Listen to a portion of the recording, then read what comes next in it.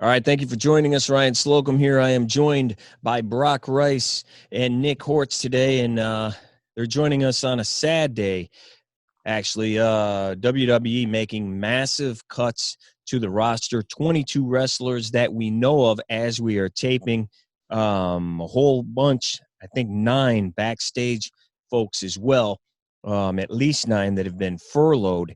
And there are a couple of big names on this list: Rusev, Gallows and Anderson, Kurt Angle, Drake Maverick, Zack Ryder, Kurt Hawkins, Heath Slater, Eric Young, EC3, Rowan, Sarah Logan, Wwe Jose, Mike and Maria, Aiden English, Leo Rush, Primo, and Epico. And then the backstage guys we've known for 20, 30 years in the business: Kidman, Fit Finley, Pat Buck, Sean Daivari, Scott Armstrong, Sarah Stock, Shane Helms, Andrea Listenberg. Now, she's a writer. Most recently, she was the writer of the Otis Ziggler-Mandy angle. She has just been let go. One of the better angles they've had. Lance Storm, who just joined WWE in, I believe, November. He had just joined WWE. He shut down his own wrestling school, guys, to do this. And then in an ironic twist, Mike Rotunda is fired today, better known maybe by some as IRS, on April 15th. Taxman is let go on April 15th as well. Just, guys, the thoughts. Some of these names are probably some. Brock, we'll start with you. Maybe some that people didn't even realize were with the company still. And then others are guys who people have been begging, hey, why aren't you pushing these guys like a Rusev or whatnot, Gallows and Anderson? Just your initial thoughts in seeing these names. And then in the entire thing, the entire situation. Well, it's horrible, Ryan, as you know. For anybody to lose their job, it's unfortunate. But the world we're living in right now, it's not really surprising considering the countless businesses around this country that are doing the same thing. Rusev obviously is the big name that stands out, and Kurt Angle.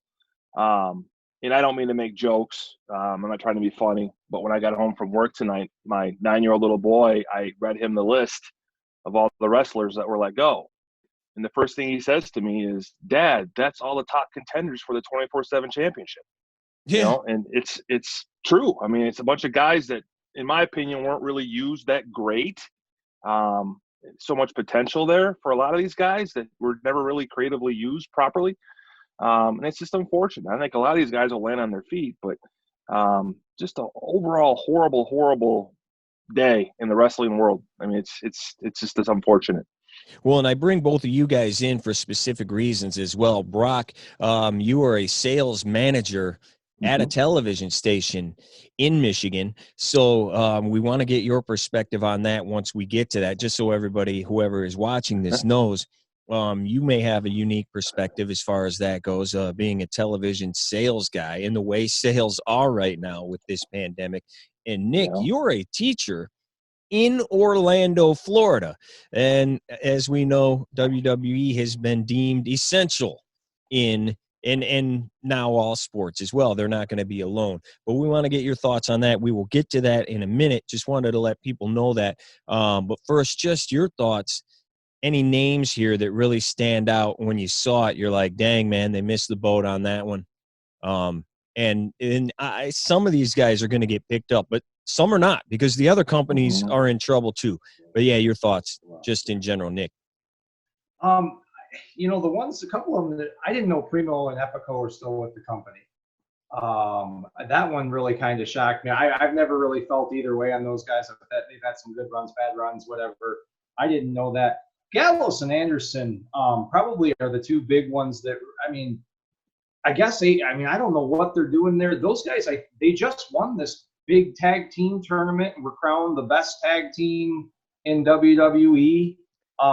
They got back, the club people, even though they were jobbing a lot, people liked them. I was shocked that Gallows and Anderson, I mean, maybe this is the end of AJ. I mean, maybe they're going to let him take some time off. He died. He was killed. Dead. Yeah, he died was 2 killed. weeks ago. Yeah. They assume they're going to come back, bring him back, and just murder him on the way out, and they got rid of his guys anyway, I guess. I don't know. But those, as far as Orlando, people are just really shocked down here. The people I've talked to, that this is essential business. When you've got people going home from real job, things that they really want to do, and not that these guys don't. I mean, this is a real job, real, work and whatnot. But how can you tell someone that this is not essential, but the WWE is essential business? And a lot of people feel money has come into play here. Well, yeah, and the governor today said that the money that was given by the McMahons from the Super PAC had nothing to do with this decision. We're never going to know. We're never going to know the truth on that. He said that was not the case whatsoever. And again, it's not just going to be WWE. You've already had Top Rank Boxing, Bob Arum, say he wants to fight down there. UFC's been trying to fight. They were talking about going to a remote island and fighting. They're going to go to Florida now. They're talking about May 9th, so I'm sure that's going to be in Orlando, Tampa, somewhere. It could be anywhere. It could be in somebody's barn as long as they got a ring to set up. AEW will be back in Jacksonville, I would assume, now that they can do that as well. So, and who knows, maybe the other companies, your Impacts, your MLWs, but safety obviously is going to play a big role in that. The biggest thing, WWE is just getting absolutely hammered because of the events of the entire week, not just today. We know the XFL shut down. The XFL filed for bankruptcy this week, so they're not going to have to pay all of their debts because of the bankruptcy filing.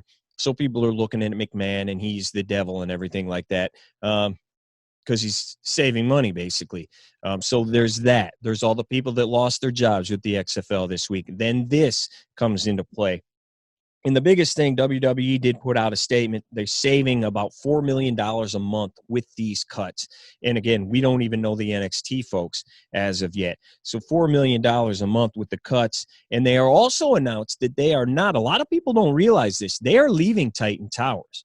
They have a brand new facility right down the road, a couple of blocks away. They have decided to hold off on moving into their new office because of this. They are staying at Titan Towers, at least for the time being. They say that move, coupled with some other stuff, going to save them $140 million. So they're also saving money there. A lot of people, though, are upset because they apparently have $500 million in cash and some debt for times like this to save their butts if they need it. Now, is it $500 million that they have in cash? Other reports say it's $90 million. Your guys, and maybe Brock, being more of a business guy than we are, any idea what that means? Because a lot of people just see, hey, they have $500 million. Well, what are they letting go of my guys for? They have money. What are they doing? Yeah, either way, it's 90 million or 500 million. I don't want to speak for Nick or Ryan here, but that's more money than I'll ever have in my life, obviously. So it's a lot of loot, to say the least. It's either way, it's going to be figures I don't understand and never will understand. But the WWE, just like countless other businesses in this country, in our state, here in Michigan, in our community, Ryan, where we live here in Genesee County, the small business to the big business, they're all going through the same thing. They're laying people off. They're cutting expenses because they have people they have to answer to, which is what Vince McMahon is doing. He's just on a bigger scale. He has investors he has to talk to and answer to. He has, TV partners he has to answer to. It's completely understandable how this is going down. Yeah, he's the ultimate villain. This is probably the worst week of his life with what he went through with the XFL and now his baby, the WWE.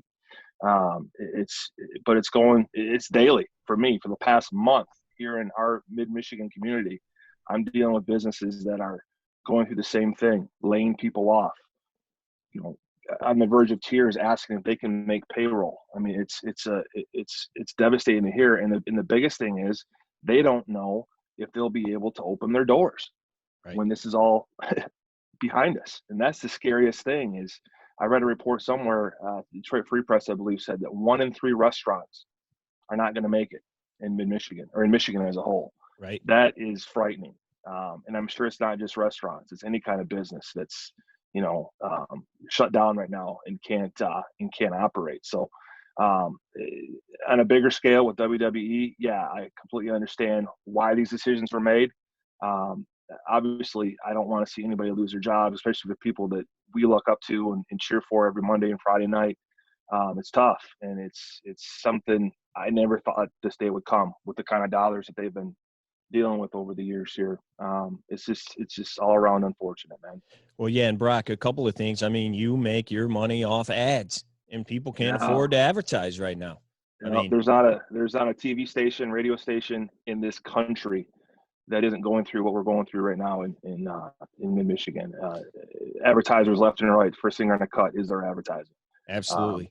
Because that's an easy expense to cut, and we're all suffering. Thankfully, our company hasn't gone through layoffs.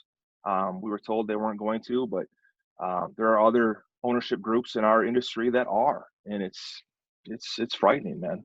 Well, it's no secret here. I'm a sportscaster. I'm a freelance sportscaster. Well, guess what? There's no sports right now. Nothing. So guess what that means? No money. Yeah. So I feel it as much as anybody. I feel this as much as anybody. But unfortunately, I do also understand this. And this is going to be tough for people to understand.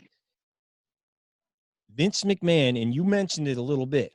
Vince McMahon he owns a publicly traded company. Correct.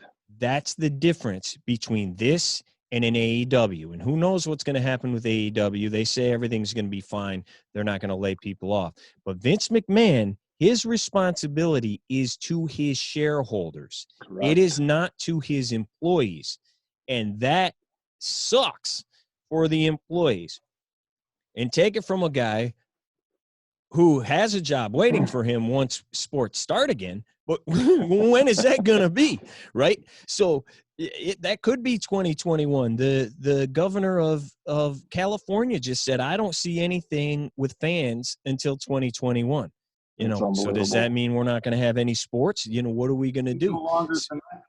So, yeah, exactly. So take it from me. I'm a guy who needs money right now, but I also understand this is a publicly traded company. His responsibility are to his shareholders, not to his employees.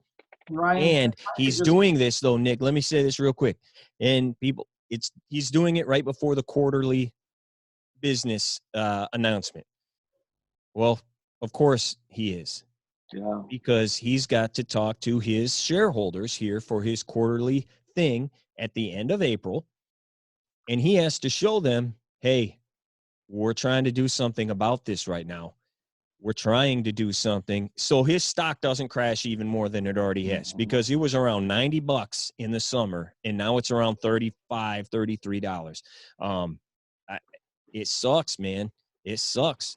But yeah, I'm a shareholder, Ryan.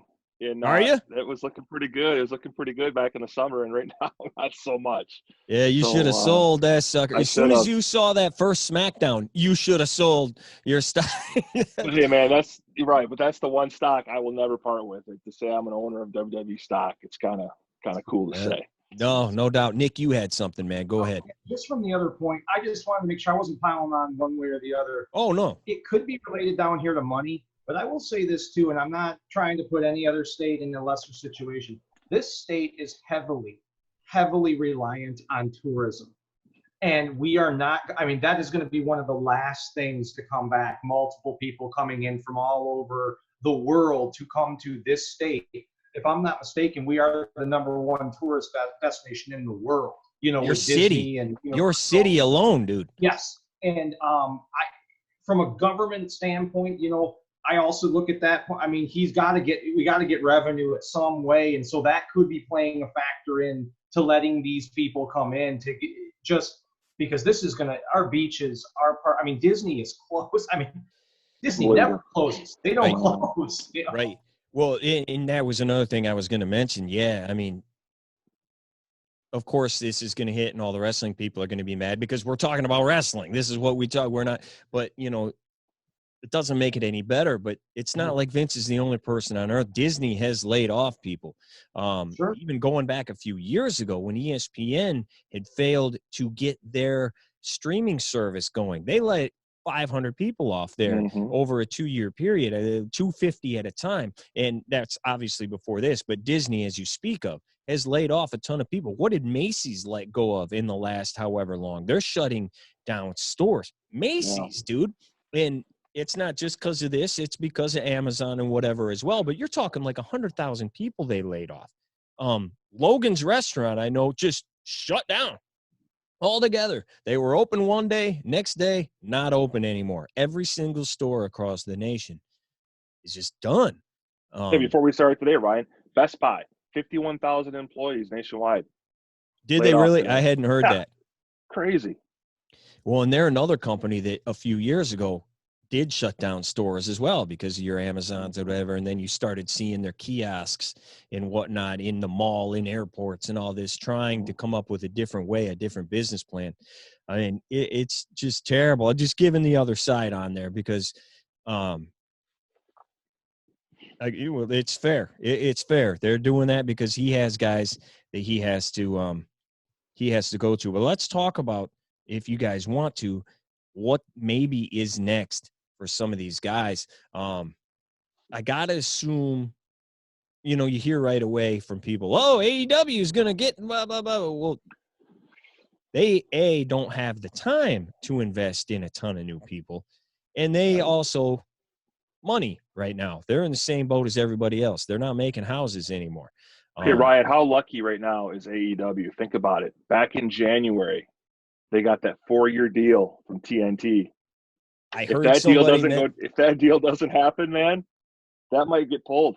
Yeah. The whole show might get pulled, the whole organization. No, dude, you nailed it. And I heard somebody else talk about that right when all this started, mainly because that wouldn't have been signed. And now their numbers are dipping, and they're dropping. You're around $600,000 or 600,000 people a week. So yeah, I mean that was a great pickup by them. What timing by those guys? Very fortunate. But guys, what do you think? Who would you like to see where? I gotta assume a few of those names. What you're gonna say right off the back, Nick? I know I spoke to you a little bit about it. Gallus and Anderson. Knowing them and knowing what they have connection to the Bullet Club, Japan, and everybody in AEW, I would assume, if anybody, those two guys. I was assuming those two guys, and I think because they were cut a little earlier, the Revival guys. I was assuming those would be the first, and maybe only for a pickup. I don't know. You got to be careful to me on some of these guys because they're little. I don't think it benefits AEW for bringing any more little guys to the show. Eric Young, is that you really got time to put him on your show? I mean, I'm not saying the guy's terrible or anything. He's got credentials in TNA through the roof. And we've been there and done that with him, though, also. Right. You know what I mean? I would, because they got to be, like you guys were saying, they got to be looking at money, too. They can't just go through and say, we'll sign everybody. And we'll just, if they can't, we can use them, we can use them, we can't. So well, Nick, think about the guys they already have that we aren't seeing on TV.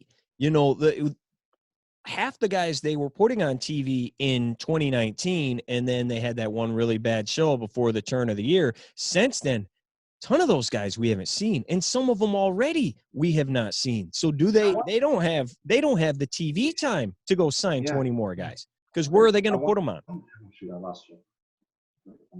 I wanted to ask you guys if you guys thought, because I don't know a lot about him, the EC3 guy, good build, good look, can get on the mic and talk a little bit. It seemed maybe a year ago they were going to push him a little bit versus Ambrose. I think he split a 50-50 or some sort of 1-1 lost 2 split with Ambrose.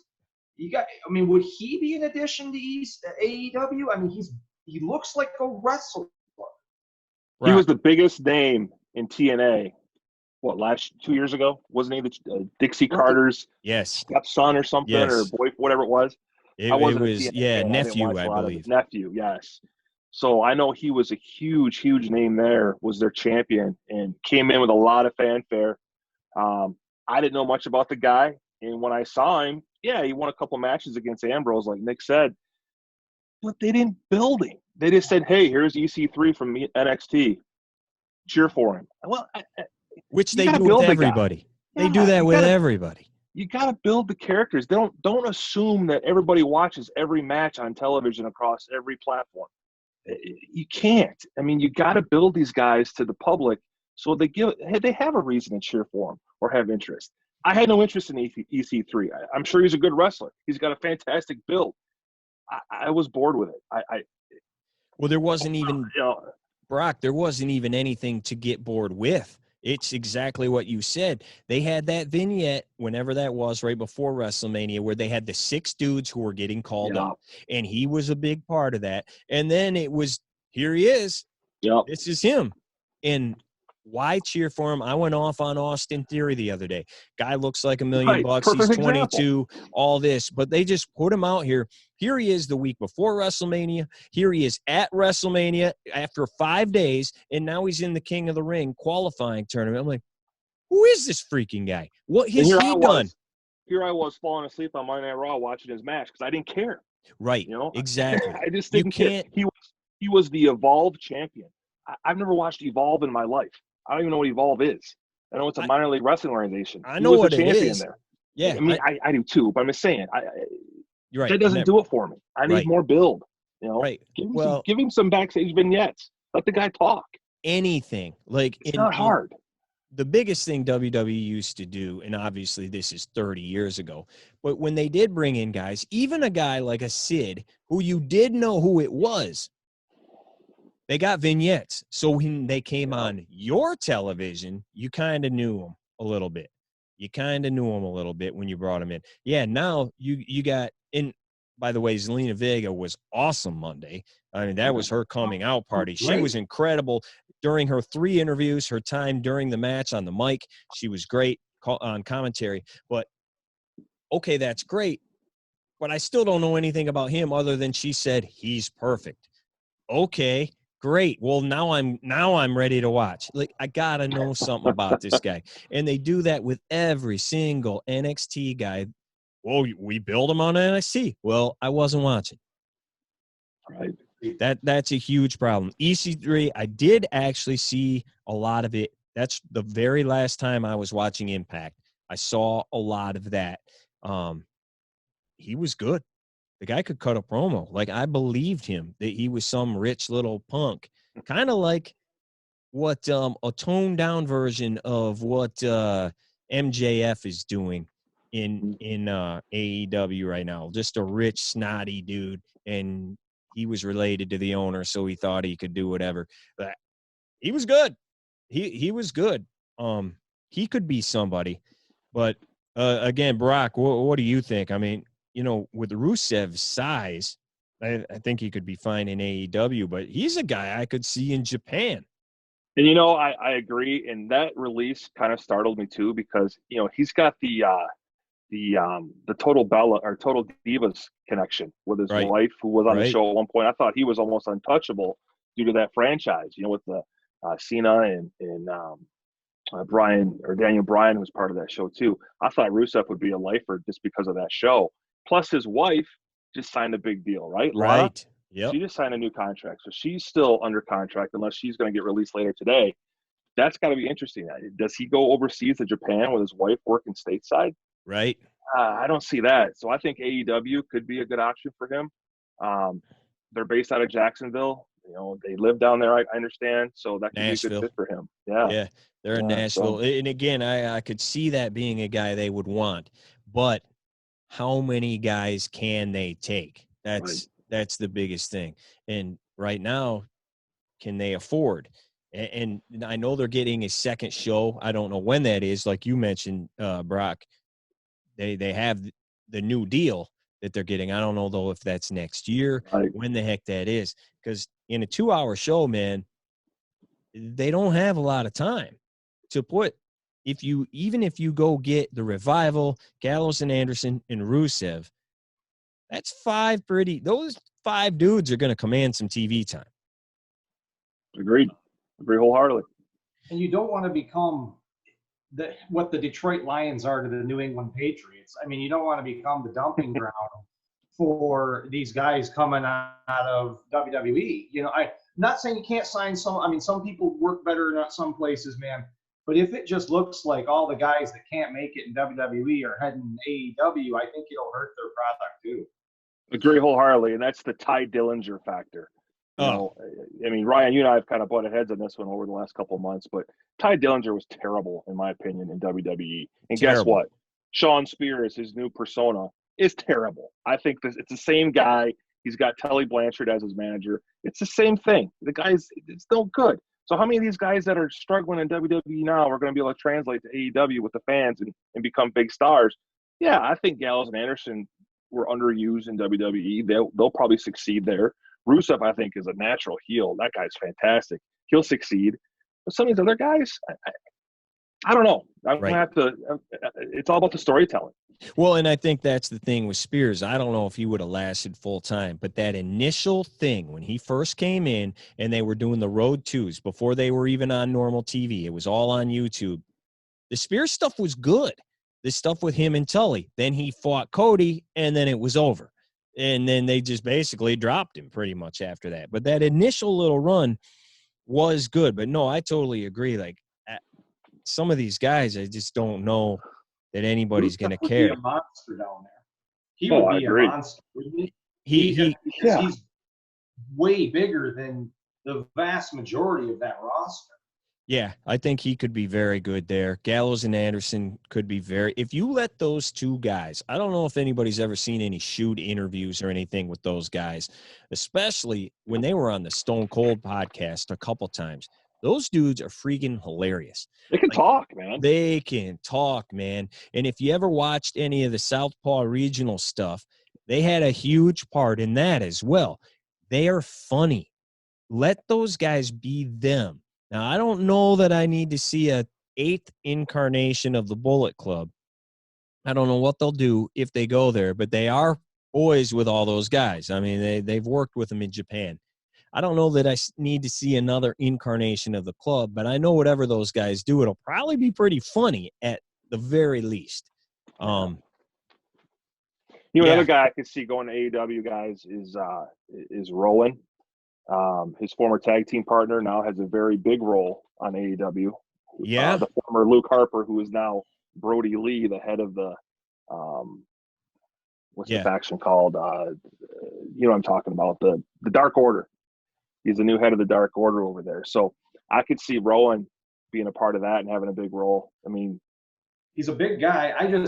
He's huge. How small the AEW guys are every time I watch that show. Oh, it's the biggest turnoff. I agree. I was front row on the railing when he busted his shoulder. It was in Saginaw, Michigan. It happened right in front of me. Hit the thing, shoulder popped out, whatever. That dude is massive. Yeah. I mean, he's a legit 6'6", if not bigger, and thick, 320 at least.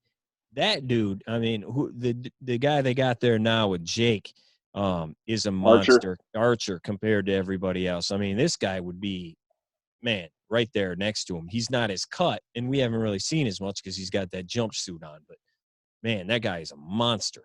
Yeah. Any other guys stand out or anything else stand out about today? I mean, the one name that stood out to me, Ryan, and I'm not surprised by his release. He's been with the company for 14 years, was Zack Ryder. Yeah. The guy single-handedly built his image on social media. Right. He forced the company to acknowledge him via social media. And they kind of took some of his technique and built their own brand via what he was kind of a trailblazer for. And then I personally, WrestleMania 32, we argued about this a couple weeks ago. One of the worst WrestleManias, down at the Jerry Dome. Yeah. He had one of the best moments from that WrestleMania when he won the Intercontinental title. This is his opportunity. They're going to put the rock on this guy and make him a star. And the next day, he jobs out to The Miz and loses the title. Very next night. Why? Why? They just killed the guy and killed all his momentum. I think the guy's a good worker. He's got a ton of charisma. He's fantastic on social media. I don't see him probably going to AEW or Japan. I can actually see him coming back at some point, which some of these other guys might as well when things settle down, especially some of those producers. Right. Yeah, because they were furloughed, right? Like technically, right. Who knows what's going to happen? Hurricane Helms kind of mentioned on Twitter today that he kind of implied, I think he'll be back. So yeah. Ryder's another one that kind of stood out to me. I'm not surprised by it, but man, just a complete missed opportunity there with him, I think. A couple of people have come out on social media and talked about today, and a couple of them stood out. Not everybody has done it. Some guys said they needed extra time, but I believe, Brock, you sent me the Drake Maverick. Oh, that was hard to watch, man. And, this is a guy who's had some roles. He had that 24/7 title feud. They got some big-time TV time. And then, he originally was with the AOP, and then he did some stuff. He was the commissioner of 205 or whatever, a general manager, whatever they call it. So he's gotten a little time, but he's not a huge name or anything. Man, this guy was devastated, Brock. Oh, that was hard to watch, man. Minute and a half or 2 minutes, whatever it was, of his video. The guy's crying. He's so upset. And he made a comment like he might not wrestle again. And it's like, wow, that's just so sad. And this guy really has probably nowhere to go. Maybe he can go to Japan or AEW. I don't know. But the way he's talking, his career is going to be over. And it was just so sad to see because that guy had some natural charisma. Wasn't the biggest guy. But, man, just that was heart-wrenching to watch. Yeah, and we've seen him. He was Rockstar Spud. We've seen him in the past. Go ahead, Nick. What happened to managers? I feel like he would be that's the role cut for him.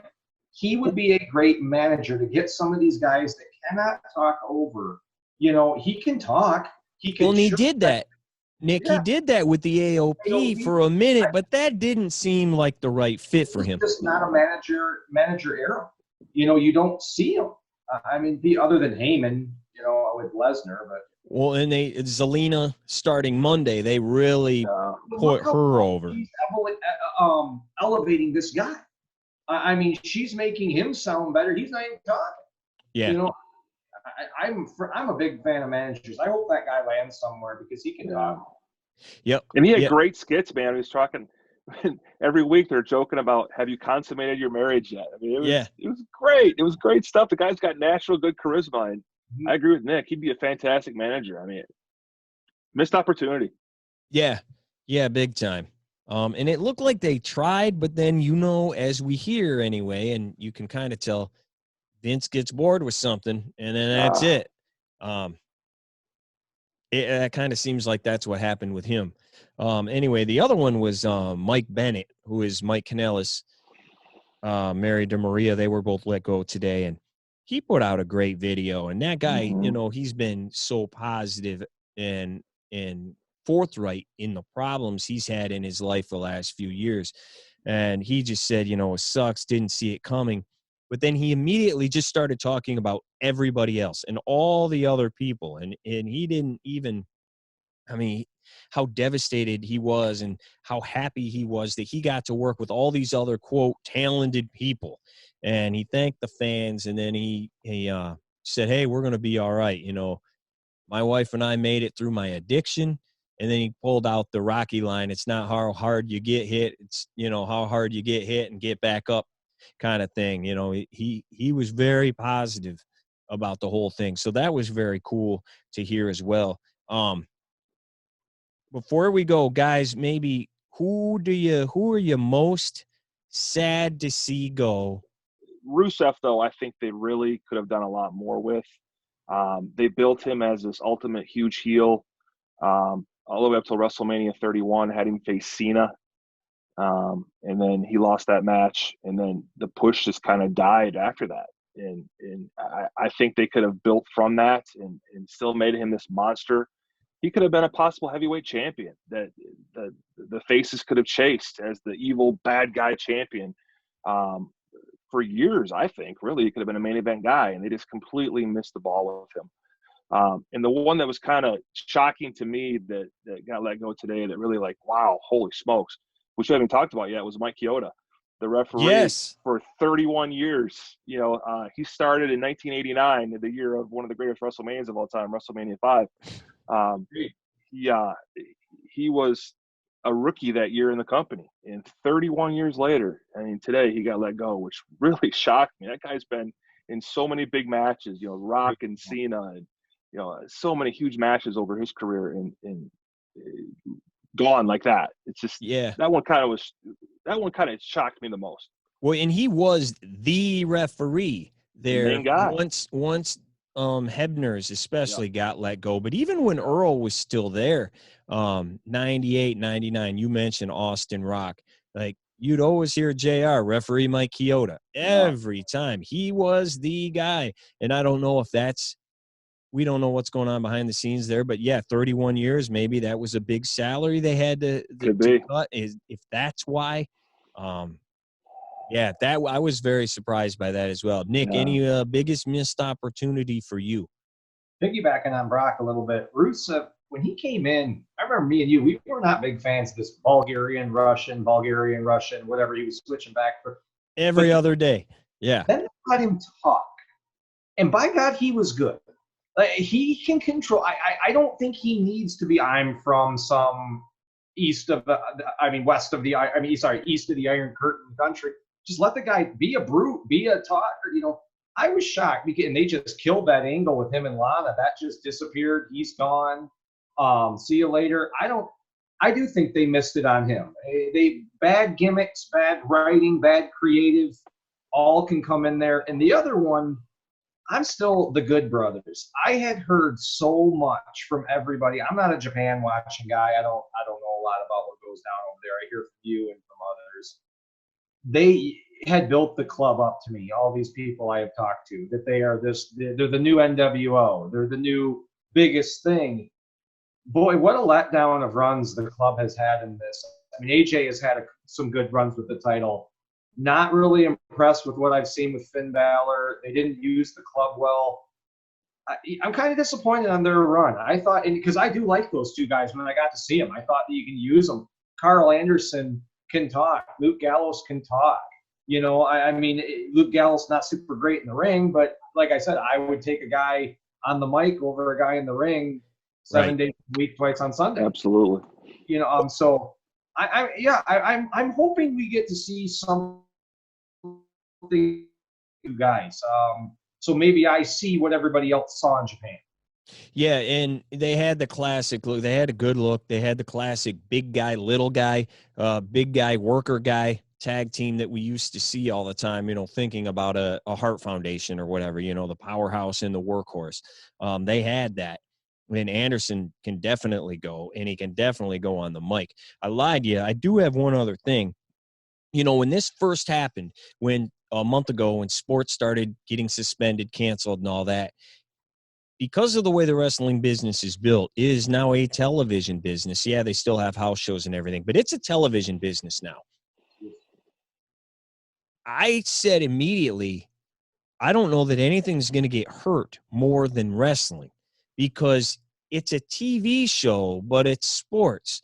So how does this work now? How is this going to work without fans? How is this going to work? We may have seen, we don't know how long this is going to go. Maybe everything gets washed up miraculously and we're all back doing our normal thing in a month. I don't know. Or maybe it's going to be a year. Where does wrestling go now? Have we seen the end of wrestling as we know it? We know what happened at WrestleMania, the cinematic stuff with the fun house in the boneyard. Everybody seemed to like. But do you really want to see that once a week? You want to see that an hour a week? Do you want to see that at all again? Are we going to see more of that? Where do we go here? Where does the business go? And is it changed forever? Because, man, you're seeing it in the ratings without fans. People don't want to watch this. I don't know, because like I said, I can't speak for the professional athletes, but this is a show that needs fans. I mean, the pops of the crowd, the energy of the crowd, the feed of the crowd, you're playing off the crowd. I mean, it will come back, but boy, oh boy, it's probably gonna. It's definitely different, and I don't know what you both think. I am not a huge fan of those matches. I think you could do matches like that. I just didn't like those two at all. I thought they were terrible. But I do think we're going to see more of them because I think I'm in the minority. I think Right. the overwhelming majority of people enjoyed those matches, thought they were good. And I think it gives guys like Cena, like The Undertaker, the availability to work longer careers, work more matches when you can stage the whole thing. Right. Yeah.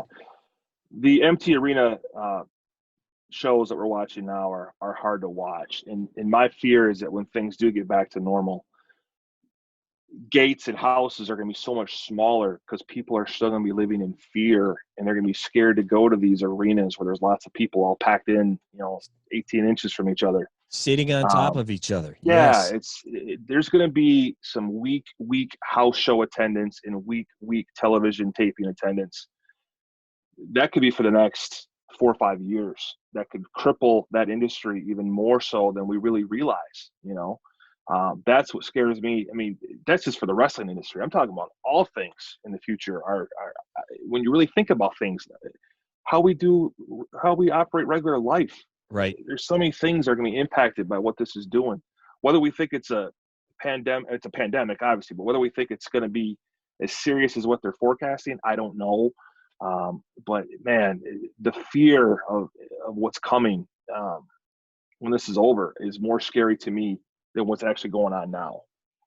Yeah, I mean, it's obviously going to change everything. And Brock, I mean, you're sitting there with your Spartan shirt on right now. I mean, you're a season ticket holder to football and basketball at Michigan State.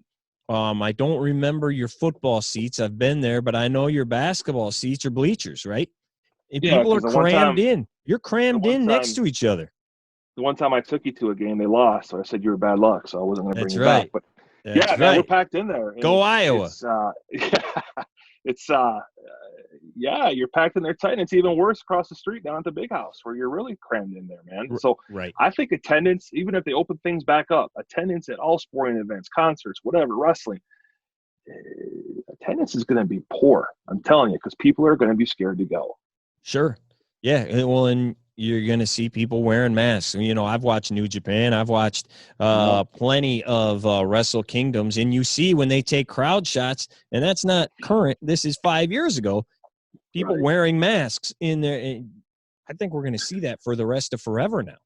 And what's the trickle-down effect? We're getting off subject a little bit from this wrestling topic, but, if football attendance and basketball attendance is getting cut in half, that's going to cut all the smaller revenue sports, right? Yeah, because they're the ones paying for everything else. If wrestling attendance is cut in half, guess what? We're going to see more cuts like we saw today. Right. And these guys, they're not going to be able to go to AEW or Japan because they're going to be in the same position because people are scared to go to those events too. So the economics of the whole thing is that people are going to be out of jobs and they're not going to be able to come back to work. Right. That's what's scary. And Brock, you nailed it right there, because I think a lot of this is obviously for today, but I think a lot of what WWE did today is projecting future revenue that isn't going to be there where they thought it was going to be. Not necessarily, as we mentioned at the top, for the end of April quarterly business meeting. How about the end of the year? This is not. I hope I'm wrong. Right. I hope we're back to somewhat of a new normal by the fall. I just don't see it. Nick, sports resuming, but in empty stadiums. Well, in WWE, you got to think too, and I know it's different now with the network, but they just lost out on all the WrestleMania revenue for that entire week. They lost everything. They lost Raw and SmackDown. They lost the Hall of Fame. They lost NXT. Those are all sellouts. They lost WrestleMania, 70,000, sellout. They are now probably going to lose. We know they're going to lose every other pay-per-view, but then SummerSlam as well. And SummerSlam is another thing. Now, they haven't canceled that yet, but I'm saying they probably will. That's another thing where you have a week long of events, access. Mm-hmm. You have SummerSlam access. You have SummerSlam. And they do the same thing where they book the arena for the entire week. That's all that money is gone.